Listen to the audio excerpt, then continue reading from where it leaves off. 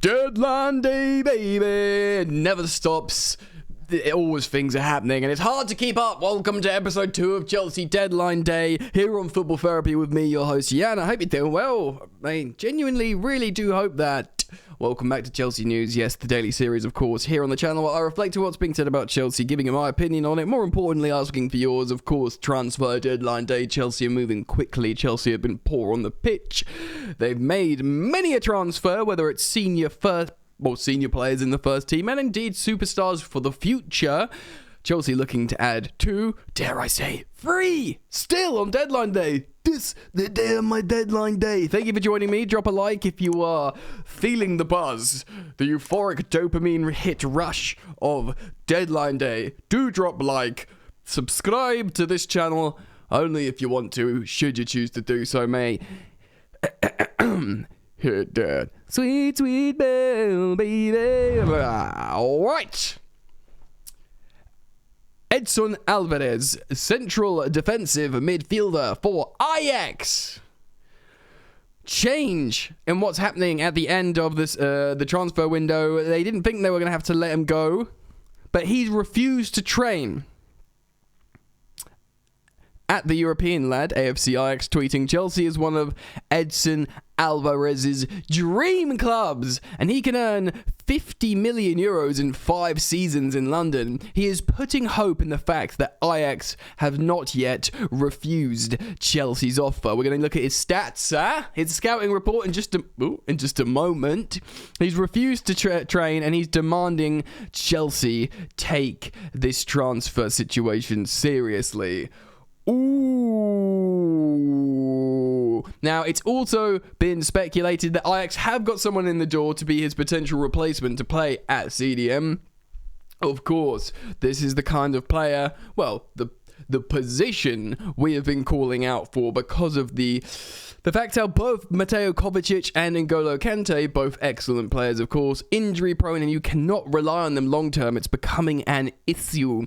And good as Jorginho is at certain things, as playing as a regista in our current systems, when you have, for example, Jorginho and not Kovacic and Kante, I mean, they're great together, Kovacic and Kante, but you can also make Jorginho better by putting one of them with Jorginho. When Jorginho doesn't have aforementioned partners, Jorginho gets passed through, I was going to make a really crude joke. Jorginho can get bypassed in the Chelsea midfield. So we Chelsea fans were all like, Tommy Tuchel told Bowley, buy a central midfielder. And it could be Edson Alvarez, Mexican defensive midfielder. 93% right-footed. He plays defensive midfield and just general midfield, and he can play off the right a little bit as well. He's born October the 24th, 1997, which makes him 24, pushing 25. And yes, of course, like I said, he's Mexican and plays for Ajax. Let's look at his scouting report strengths on FBref to see what this guy's all about. Ding! Here it is, ladies and gentlemen. So, he is in the top 99th percentile for 1, 2, 3, 4, 5 metrics across Europe. His pass completion's very, very good. He literally never passes offside. He intercepts passes really, really well, and he blocks passes really, really well, which are both in the 99th percentile, which is what you need in this Chelsea side to stop transitions, for God's sake. Stop transitions. His tackles in the his final third as well is in the 99th percentile. And if we know something about Thomas Tuchel, something that he said ever since he got here, high turnovers. High turnovers in the final third. Tackles in the final third. Your boy Alvarez can do those because he's in the 99th percentile. And what else is he good at? His passing's very good. His clearances are very good. He wins loads of his aerials, which is important, especially in the Premier League. And then, passes medium. All these passing metrics are good. And he attempts to pass with his head, which is quite good. He's one of the top there. And he's always available, top 94th percentile in terms of passes being received. And he's really good at winning aerials. So, that's his strengths. we're looking at what you'd expect from him. He's not like a goal scorer. I don't think he's particularly creative. Chelsea fans, of course, have been concerned about our lack of creativity for a while. Perhaps that's why we're excited to get someone like Leao to run on the wing and dribble the ball up the pitch, etc. But to be honest, Chelsea can score goals with Chilwell, James, the wing backs. We do have forwards that should theoretically be able to score. Sorry, there's a lawnmower outside. Hopefully that's not too loud for you. Chelsea do have these players that can theoretically score goals, and I'll add Armando Broja into that as well as like a striker now who Chelsea look to want to keep. Raheem Sterling looks like he's going to score. Yes, we need goals out of Havertz and Mount, but if we for example, that Raheem Sterling goal against Southampton, if we've got like old school Chelsea where we defend transitions well and we don't give up chances, then win 1-0 again like we used to. I'm alright with that. Do whatever we friggin' need to do. We play 3-4-2-1 again, or 3-5-2, whatever you want to friggin' play. Wes Fofana comes in, better than Azpilicueta, right centre-back. Move Reece James, keep him at right wing-back. Everything gonna be alright. Alvarez in the midfield. Now, this is no way a done deal yet, but certainly positive that Chelsea have looked at this. They've got one in the bank. They've got one in the chamber. Edson Alvarez could come and bolster the midfield and pray to whatever Lord and God you pray to that he is not another Saul Niguez. Let's move on. Beep, beep, beep, beep, beep, boo. Ben Jacobs tweeting this. Aubameyang deal is virtually complete. Chelsea have already scheduled a medical for this afternoon.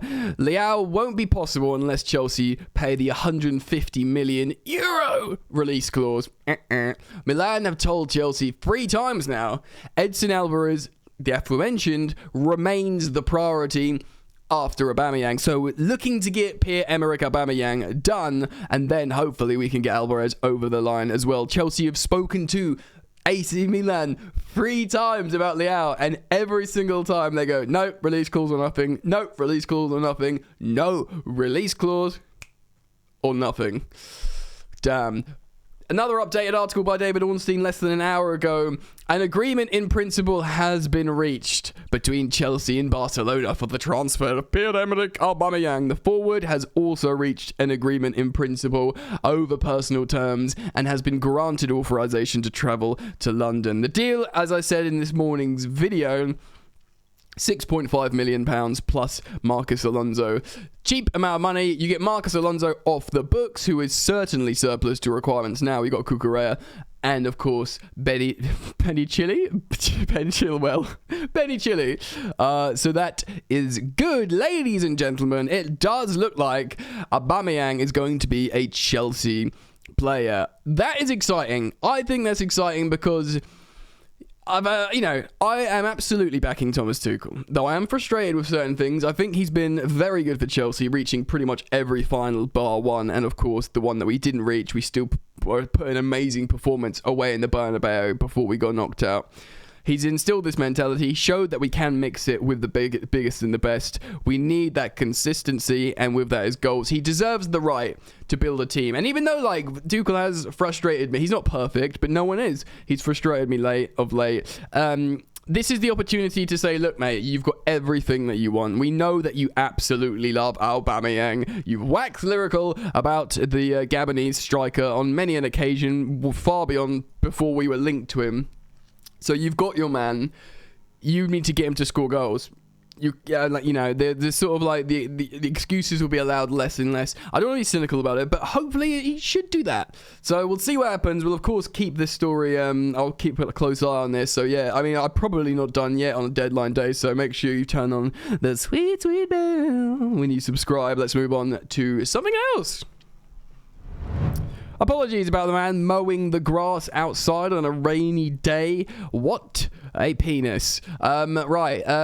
Cy Phillips citing a story here from Gerard Romero. Barcelona and Chelsea are in talks for the transfer of Memphis Depay. Broad terms are already agreed. That is absolutely sensational. I know Barcelona have been trying to get rid of Memphis Depay for a while. He only turned 28 in February, so he's still in his prime for a while. Of course, still starts for the Netherlands. He was excellent in playing for Lyon for a while. Of course, he never made it at Manchester United, really, but Manchester United for a long time have been a talent vortex. And, Di Maria, who's killed it at Real Madrid and PSG and Champions League, he couldn't, play well there. You could make a list as long as your arm of amazing players that went to United, didn't do well, left, and then actually picked up, again, afterwards. So, yeah, man, I'm pretty. He's like a striker, though, isn't he? So, I don't know why he's being discussed necessarily. I mean, if we get Depay, what do we let Christian Pulisic leave on the final couple of hours of the transfer window? Bearing in mind, Christian Pulisic reportedly desperate to leave Chelsea, but Chelsea are blocking an exit for either a permanent or loan move. He wants to just go play somewhere. I think he wants to keep himself as sharp as possible for the World Cup.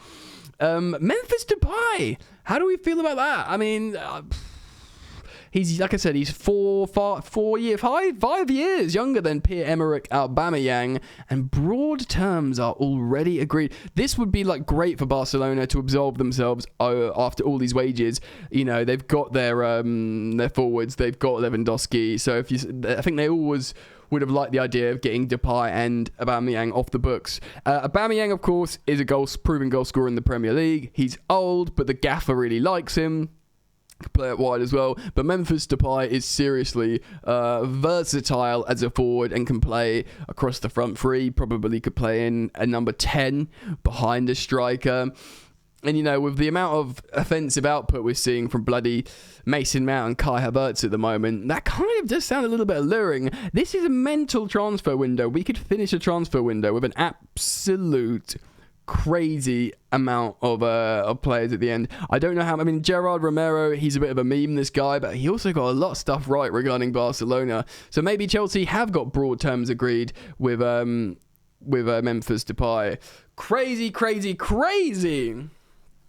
What do you think, guys? Let me know. Start up the conversation down in the comment section. We're not done yet. Drop a like if you want to contribute to the hype train of deadline day. And of course, when you subscribe, make sure you hit that bell notifications button so you keep it locked. Sweet bell. I'm out, man. See you very soon. Peace.